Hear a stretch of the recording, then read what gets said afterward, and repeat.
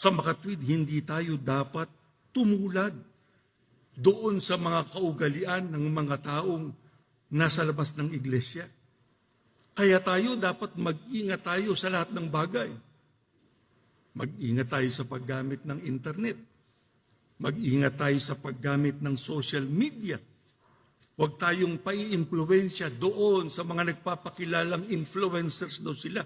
Pero ang kanilang sinasabi ay labag sa kalooban ng ating Panginoong Diyos.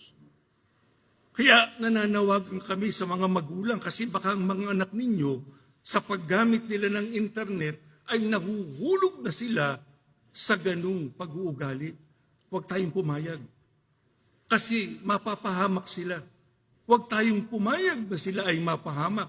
Dapat sila makasama natin doon sa magiging dapat sa mga pagpapalat biyaya, lalo na sa kaligtasan sa araw ng paghukom.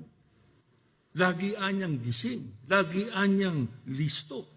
Sa makatwid, dapat aware tayo doon sa mga nangyayari sa ating paligid kung ano yung karapat-dapat na ayon sa kalooban ng Diyos at yung hindi ayon sa kanyang kalooban.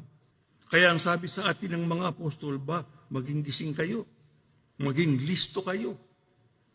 Ibig sabihin niyo, huwag tayong papayag na nakalalabag tayo doon sa mga kalooban ng ating Panginoong Diyos.